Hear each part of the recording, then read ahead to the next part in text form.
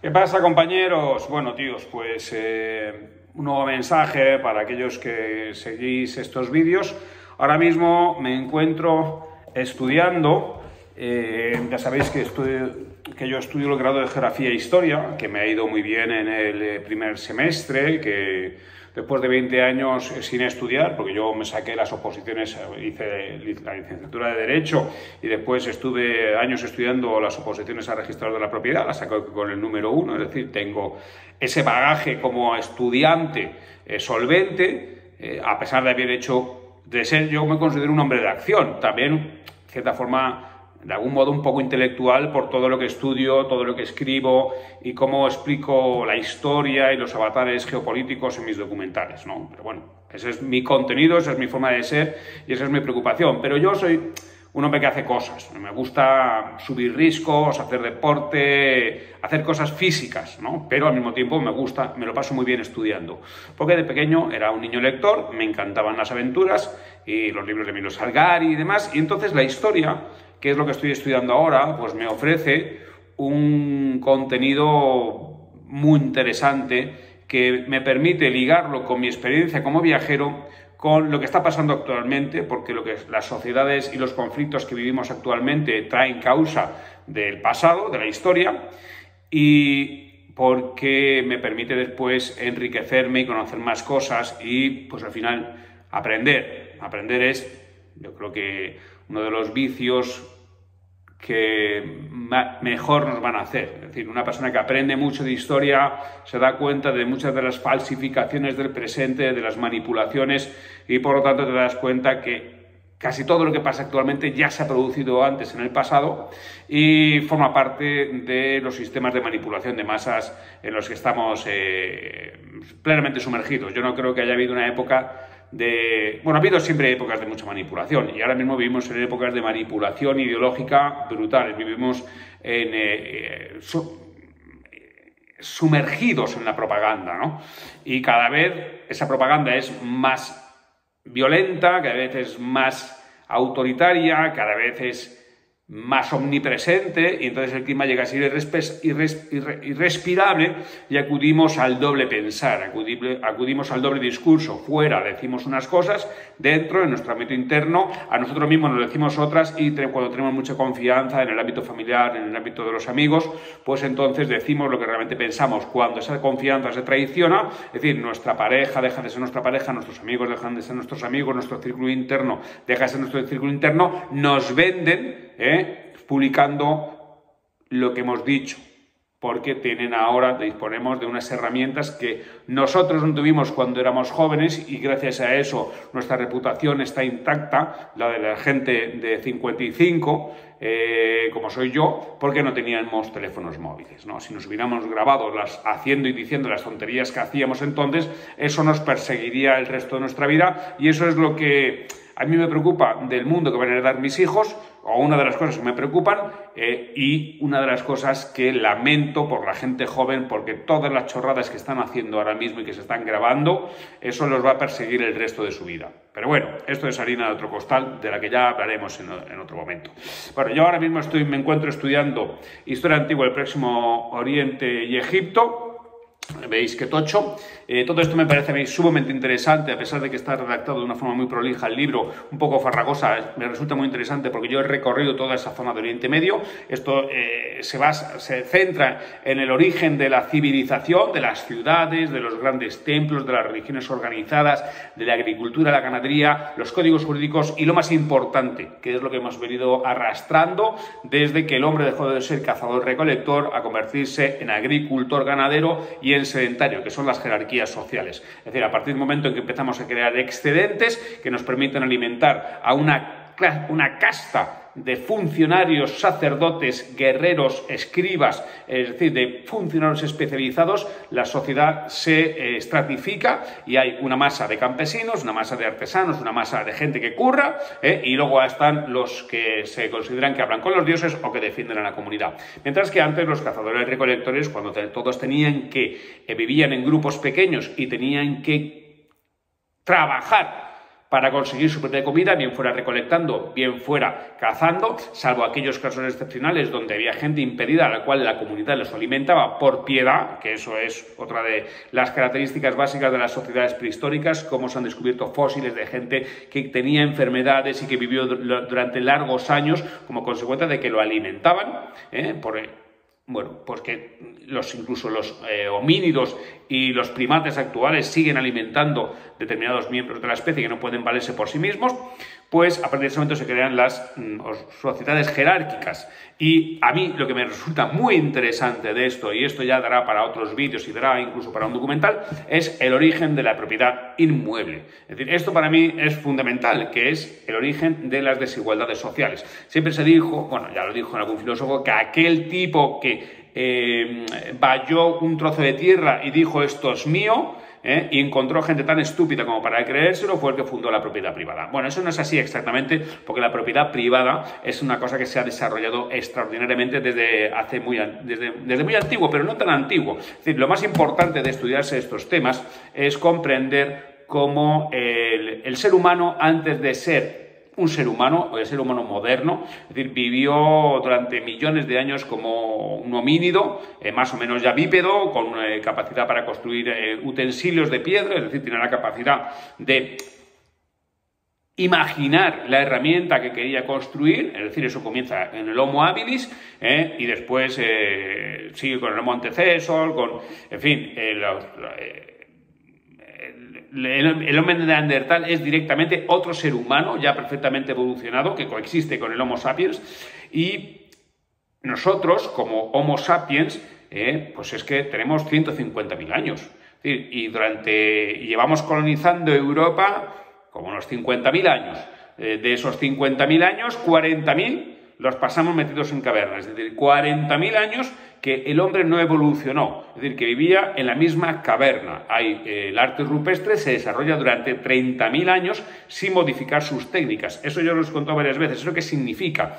Que desde que se empezaron a pintar los bisontes con un determinado, con los pigmentos negro, rojo y amarillo, que son los clásicos del arte rupestre, se pintaron exactamente del mismo modo durante 30.000 años. Es decir, esos son pues un porrón de generaciones que nacían y vivían exactamente igual a como habían nacido y vivido sus antepasados, es decir, los tatarabuelos, y como vivirían sus tataranietos. Es decir, nosotros ahora mismo no vivimos como vivían nuestros abuelos, ni nuestros abuelos vivieron como vivieron sus abuelos. Es decir, hemos ido desde Cristo, que tiene 2.000 años de antigüedad, hasta aquí. Fijaos cómo ha cambiado la sociedad. Pues bueno, durante 30.000 años no cambió. Y sin embargo se produce hace 10.000 años un cambio sustancial, que es el cultivo de especies. Es decir, el ser humano empieza a domesticar las especies silvestres y a hacerlas aptas para el cultivo. Y a partir de ese momento se sedentariza, se queda en un mismo territorio y empieza a construir almacenes, empieza a construir casas, empieza a construir estructuras sedentarias. Es decir, se establece en un solo sitio. Eso tiene consecuencias dramáticas en la vida de los hombres, como por ejemplo las enfermedades. Antes no había enfermedades. ¿Por qué? Porque el ser humano por una cosa muy sencilla, porque el ser humano se desplazaba, no convivía con los animales porque no tenía ganadería, no criaba animales, los cazaba. Entonces, cuando empiezas a convivir con tus animales, ¿qué pasa? Que las enfermedades de los animales se traspasan a los seres humanos. Tú vives con tus seres los seres humanos viven con los animales, con lo cual se contagian de las enfermedades de los animales, pero es que además contagias a los que tienes alrededor. ¿Por qué? Porque cuando te estableces en un sitio, ¿qué haces? Cagas en ese sitio. Y por lo tanto, tus fuentes de alimentación y sobre todo las fuentes del agua potable, porque normalmente se establecían los núcleos de habitación en cercanías de corrientes de los ríos, de corrientes de agua, de fuentes de agua potable. Cuando tú cagas al lado del agua que bebes, lo que estás haciendo es que toda la comunidad va a beber ese agua contaminada. Y por lo tanto se desarrolla algo que no teníamos, ¿no? Que son las enfermedades infecciosas. Pero, por ejemplo, también se desarrolla otra cosa que es muy curiosa, que es la caries, ¿no? Se observa como las sociedades neolíticas tienen caries. ¿Por qué? Porque empiezan a centrar su alimentación en un producto fácil de cultivar, que son los cereales. Cereales, carbohidratos es azúcar, azúcar es caries. Bueno, pues la alimentación del cazador-recolector era más completa, era más diversa, tenía más nutrientes que la alimentación de las sociedades sedentarias. ¿Qué ocurre? Que los cazadores-recolectores eran pocos y las sociedades sedentarias, las sociedades agrarias, las sociedades que cultivan cereales, pueden alimentar a mucho más población, porque la hectárea produce muchísimo más si cultivas cereales que si simplemente tienes que ir recolectando bayas y esperar a que pase una gacela para cazarla. Entonces, tienes más nutrientes, tienes más calorías por hectárea, puedes alimentar mayor población, se puede aumentar la población. ¿Qué pasa cuando se produce el aumento de la población? Empiezan los problemas de las jerarquías, alguien tiene que mandar. Y entonces ahí es cuando empiezan a establecerse la estratificación social. Y la estratificación social en jefes muy distantes, reyes, rodeados de pompa y custodiados por un ejército de funcionarios, de sacerdotes y de militares que sustentan su poder sobre una masa de campesinos. Eso tiene 10.000 años, tíos. O sea, la guerra entre ricos y pobres tiene 10.000 años. Y esto es interesante porque tiene que ver con lo que estamos viendo ahora de Israel, ¿no? O sea, estamos aquí haciendo, he hecho esta pequeña, porque es que me lío, hago esta pequeña disertación, sobre todo porque me sorprende cómo en esta sociedad en la que vivimos, los conflictos políticos muy complejos, muy antiguos, porque se remontan al comienzo de la historia, pues se pretenden resolver con eslóganes de Twitter, ¿no? A mí es que me deja absolutamente flipado. Es imposible. O sea, por supuesto que la matanza de niños, que la matanza de civiles está mal, pero llevamos matando niños y matando civiles y matando mujeres y matando poblaciones, bien de hambre, bien con bombas, bien con mano militar y con soldados disparando directamente a poblaciones indefensas de toda la vida. O sea, de toda la historia de la humanidad. Lo que vamos creando códigos morales más estrictos y se van estableciendo, se van desplegando, se van desarrollando y se va educando la sociedad. Pero nos vamos a creer que esto de la moralidad es como algo sustancial a todos los seres humanos. Y no. O sea, estamos viendo que el atacar a la población civil es un arma de guerra. ¿Y qué ocurre? Que cuando tú coges del gaznate o aprietas a la población civil, estás apretando del gaznate a sus gobernantes, porque ahora mismo las sociedades no tienen, digamos, la resistencia para soportar estos ataques a la población civil. Y entonces utilizan la población civil, pero lo estamos viendo en Ucrania, lo estamos viendo en Ucrania con los bombardeos que los rusos hacen en Ucrania, pero también lo estamos viendo en la respuesta que los ucranianos están haciendo cuando pueden bombardear en Moscú. O sea, ¿qué es lo que buscan? Amedrentar a la población civil para que presionen a Putin. Al final, los ciudadanos de a pie, nosotros, tú y yo, somos rehenes de todos estos juegos geopolíticos. Pero a mí me llama la atención, o sea, y me deja un poco flipado cómo en esta sociedad en la que vivimos completamente poseídos por la propaganda, pretendemos resolver todo a base de eslóganes y establecer, queremos ganar la guerra en Twitter, y la guerra no se gana en Twitter, de hecho la guerra no se gana. O sea, esto es una de las cosas que nos tiene que quedar claro. O sea, lo que está pasando en Israel, entre Israel y los territorios ocupados en Palestina, no tiene una solución. O sea, no tiene solución. O sea, y desde luego, lo que nosotros tendríamos que ver es que ahí nos hemos metido, y ahora yo he estado allí. Es que es otra de las cosas que también me llama. La ignorancia tan grande de la gente que opina sobre algo que no ha visto con sus propios ojos, pero que ni siquiera tiene los datos correctos. Porque mira, vosotros, fijaos en una cosa. Cuando en cualquier noticia, en cualquier análisis, se hable de israelitas, ya podéis pensar, ya sabéis que quien lo está escribiendo es un ignorante. ¿Por qué? Porque israelita no es sinónimo de israelí. Esto es una de las cosas más básicas que debería saber cualquiera. Israelita es hijo de las tribus de Israel. Es judío, sea o no creyente, es judío. Mientras que israelí es ciudadano del Estado de Israel. No tiene nada que ver, porque existen israelitas que no son israelíes, es decir, judíos que no tienen la ciudadanía del Estado de Israel, que pueden vivir en cualquier sitio del mundo, y israelíes que no son israelitas, por ejemplo, los árabes palestinos o los cristianos que viven dentro de las fronteras de Israel, que tienen la ciudadanía israelí, pero que no son judíos, que no son israelitas, no son descendientes de las tribus de Israel. Esto es la diferencia entre israelitas e israelíes. Israelí es ciudadano con la nacional del Estado de Israel. Israelita es un concepto religioso. Cualquiera que no entienda la diferencia entre los dos conceptos es un ignorante y no debería hablar de este asunto, para empezar. Porque entonces tú ya sabes que este es tonto. O sea, no tiene ni puta idea. Después, otra de las cosas que a mí me llama la atención es la simplificación de conceptos. Buenos, malos. O sea, buenos, malos. O sea, yo me abstengo de realizar estos juicios morales. Lo que está mal...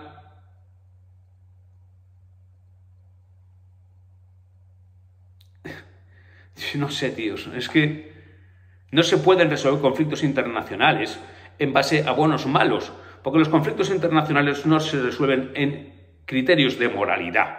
Es decir, ni hay que... O sea, es que tendemos a concebir la vida como un cuento de hadas, como un cuento en el que tienen que ganar los buenos y tienen que perder los malos, porque nos hemos creído el cine. Y en el cine se produce un fenómeno súper tramposo que saca lo peor de ti.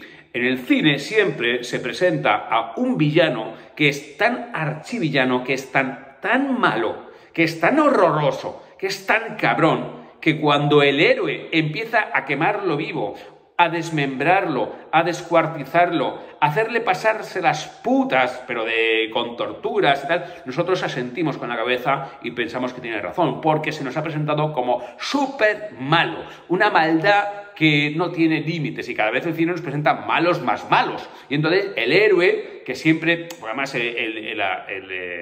los guiones de cine tienen siempre la misma estructura, son súper sencillos, en realidad no tienen truco. Es decir, primero se nos presenta el héroe se le somete a una presión que no esperaba, el héroe tiene que responder, digamos, de forma extraordinaria ante esa presión que está sufriendo y el héroe entonces empieza a pelear contra el antagonista. El antagonista puede ser el mundo, la sociedad, el sistema, o puede ser, como las películas de buenos y malos muy básicas, puede ser su alter ego, es decir, el enemigo, el malo, ¿no? El malo que mata a su familia, el malo que tal. Entonces ahí se desencadena uno de los argumentos más básicos y más primarios que todo el mundo entiende, que es la venganza, la sed de venganza. El malo nos ha puteado, entonces el héroe tiene que combatir contra el malo. ¿Y qué es lo que pasa en las pelis? El héroe se dirige a pelear contra el malo y el malo les da una zurra.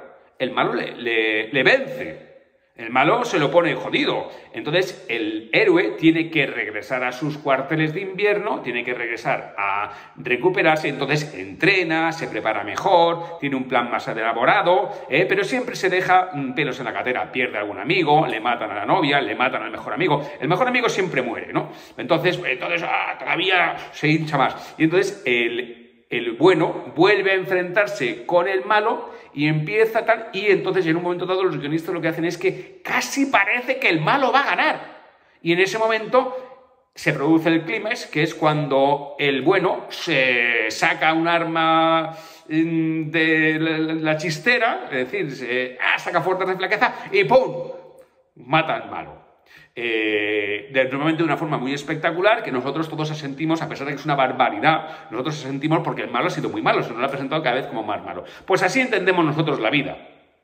Entonces nos creemos que esta historia de Palestina o de Israel se va a resolver en un conflicto de buenos y malos. Y lo que nos debería dar a pensar es que sociedades absolutamente polarizadas, sociedades que son enemigas acérrimas y que su objetivo último es la destrucción total del adversario, no la coexistencia, sino la destrucción total del adversario, esas sociedades no consiguen la destrucción total del adversario, porque no se puede destruir totalmente el adversario, y lo que viven es encerradas en un laberinto de acción-reacción, sufrimiento permanente para sus sociedades civiles.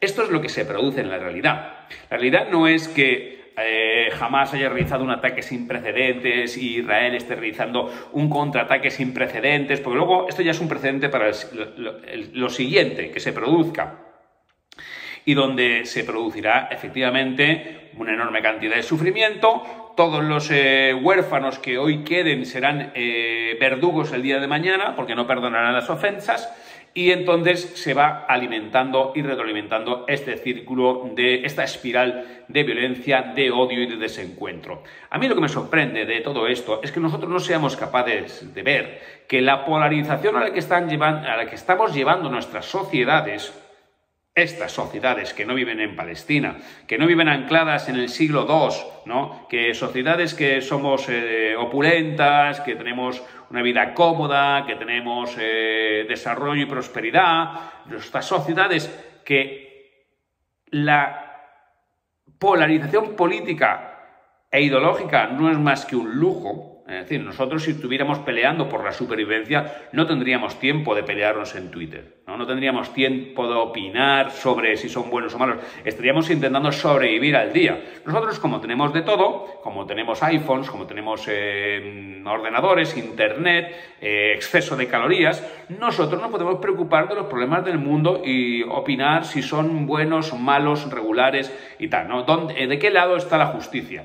Y aquí los conflictos internacionales nunca se resuelven por la justicia, se resuelven por la política de hechos consumadas. Si yo soy capaz de invadirte y destruirte, entonces soy el bueno de la historia, porque al final la historia la escribiré yo hasta que llegue un relato alternativo. Pero ahora mismo estos dos contendientes no están en posición de destruirse mutuamente. O sea, no están en posición de imponerse completamente el uno sobre el otro, como no han estado en posición de hacer eso durante muchísimos años, ni lo harán en el futuro. Entonces, esto es su contienda, esta es su historia que nos salpica a todos en el sentido de que a través de los informativos vemos las barbaridades. Pero lo que no seamos capaces de entender que la falta de solución que tienen estas sociedades tan atávicamente enemigas es lo que se va a introducir en las nuestras como consecuencia de la polarización. Es decir, nosotros llegaremos a un momento de enfrentamiento tan irresoluble como el que tienen esas sociedades como consecuencia de un lujo que es la introducción de la ideología política en nuestro día a día. Ideología política que no tiene nada que ver con opiniones, no tiene nada que ver con formación ideológica, no tiene nada que ver con nosotros tengamos un criterio claro sobre cuáles son, digamos, las soluciones para nuestros problemas, sino están basadas en emociones. Nosotros nos dicen que unos son buenos y otros son malos y elegimos opciones morales o emocionales, ¿no? Estamos convencidos de que el adversario de derechas o de izquierda es malo moralmente. Entonces, como es malo, cualquier castigo que se le pueda aplicar porque merece castigo, porque es como el malo de la peli, cada vez es peor, pues entonces, independientemente de las soluciones que queramos para los problemas de nuestras sociedades, porque esa es la cuestión. La cuestión, amigos, no es quién es mejor resolviendo problemas, porque los problemas se resuelven de una forma bastante sencilla. No es que los problemas sean de una forma, tengan fácil resolución. Lo que quiero decir es que enfrentarse a los problemas que pueden traer en nuestras sociedades es relativamente sencillo en cuanto al modo correcto de hacerlo. Hay que mirar qué es lo que se hace en el mundo. Es decir, hay que mirar qué sociedades están resolviendo mejor sus problemas, y porque todas las sociedades tienen los mismos problemas. Entonces, ¿qué sociedad está resolviendo mejor los problemas de contaminación? ¿Qué sociedad está resolviendo mejor los problemas de desigualdad social? ¿Qué sociedad está resolviendo mejor los problemas de educación? ¿Qué sociedad está resolviendo los problemas de demografía? ¿Qué sociedad está resolviendo mejor los problemas de inseguridad? Entonces, viendo en el derecho comparado cuáles son las sociedades equiparables o comparables a las nuestras que están adoptando mejores soluciones, escoger esas soluciones porque está todo inventado. ¿Y qué es lo que se hace aquí? Aquí no se buscan soluciones, no miramos fuera cuál es la mejor solución, por ejemplo, para reducir el precio de la vivienda. Hay datos, estadísticas que dicen, bueno, pues si se interviene en el mercado de esta forma, se produce este efecto. Vamos, esto está muy estudiado y hay suficientes ejemplos en el mundo para conocer cuáles son los efectos que tienen las políticas.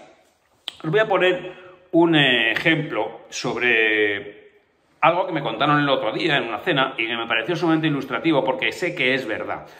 Estaba cenando con un amigo estadounidense que lleva a los hijos al mismo colegio que yo. Y entonces él me contaba cómo su mujer, que trabaja en NGOs, ¿no? Trabaja en desarrollo, ¿no? En desarrollo de países que lo necesitan, pues habían ido de voluntariado a pues una playa en la India, ¿no? Y habían ido allí a una comunidad rural que tenía unas playas que estaban llenas de basura. Y entonces ellos habían ido a este campamento, estos voluntarios estadounidenses, a limpiar esa playa porque querían convencerles de que si limpiaban la playa, si tenían su playa limpia, pues entonces lo que podrían hacer era explotar sus recursos turísticos y, por lo tanto, aumentar el nivel de prosperidad de esta sociedad. Ellos fueron allí y limpiaron esta playa, fueron estadounidenses, limpiaron esa playa y al cabo de unas semanas, todavía estaban por la zona, volvieron a ver el resultado y se encontraron que la playa estaba más sucia que antes. Que la playa tenía más basura que antes. Antes se había acumulado la playa simplemente por el oleaje, por tal, y de repente se encontraron que la playa estaba llena de basura. Y entonces estaban flipando y preguntaron que por qué a gente de la comunidad y les dijeron, coño, porque ahora sabemos dónde tenemos que llevar nuestra basura porque los americanos se la llevan. Entonces toda la gente que tenía la basura en su casa la llevó a la playa y la dejó allí pensando o esperando que los americanos se volvieran a llevar la basura.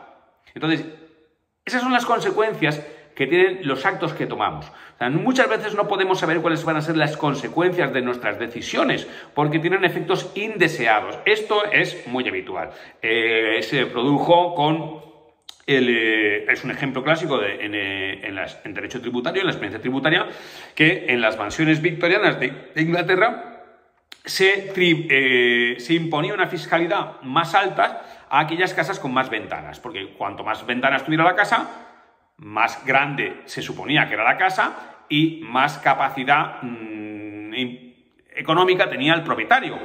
Consecuencia, casas sin ventanas. Consecuencia, casas sin ventanas. Entonces, las casas igual de grandes, pero con menos huecos, con menos vanos, porque entonces, como se tributaba en función del número de ventanas, lo que se hizo fue menos ventanas. Y esto es algo que se ve todavía en un montón de casas victorianas, pero por toda Europa, porque el impuesto a la ventana se había establecido, se había generalizado. Y entonces tuvo esas consecuencias, casas con menos ventanas, casas con menos luz, porque lo que se busca es esquivar el efecto tributario, la carga tributaria. Entonces, ¿qué quiero deciros con todo esto?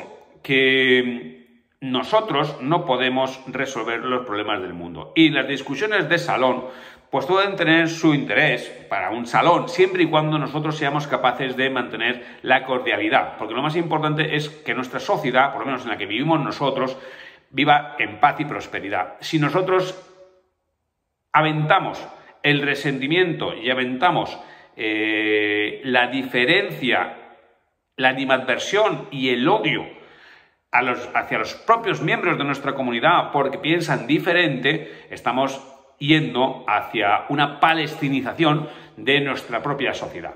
Entonces, a mí esto es lo que me parece grave, ver los debates que ahora mismo se está produciendo y ver cómo unas minorías completamente ideologizadas están asumiendo el control del debate público, porque cuando se da importancia en los medios de comunicación de masas a debates minoritarios que se producen en las redes sociales, en Twitter, como si Twitter fuera la vida, como si Twitter fuera el mundo, lo que estamos generando es una propagación, una multiplicación de este efecto de animadversión o este efecto o este fenómeno de enfrentamiento entre hermanos o entre conciudadanos de la misma sociedad pacífica y próspera, que no tendrían por qué estar peleándose permanentemente por visiones diferentes sobre la geopolítica, pues al final lo que estamos haciendo es introduciendo el odio y la discordia en nuestra propia sociedad. Y llegaremos, o podemos llegar, a situaciones de tal enfrentamiento como las que estamos viviendo en otros sitios que no tienen solución, porque nadie es capaz de destruir completamente al otro, porque si la solución fuera destruimos completamente al otro y restauramos la paz, bueno, podría ser una solución. Moralmente sería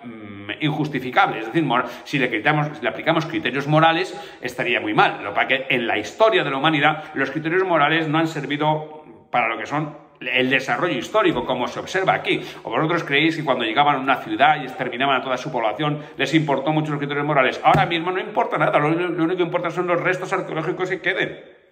En fin, bueno, tíos, menuda chapa os he soltado. Rock and roll.